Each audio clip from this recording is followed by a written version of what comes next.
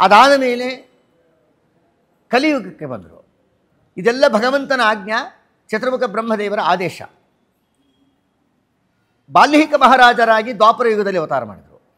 ಅದಾದ ನಂತರ ಕಲಿಯುಗಕ್ಕೆ ಬಂದಾಗ ಕಲಿಯುಗದಲ್ಲಿ ವ್ಯಾಸರಾಜರಾಗಿ ಅವತಾರ ಮಾಡಿದರು.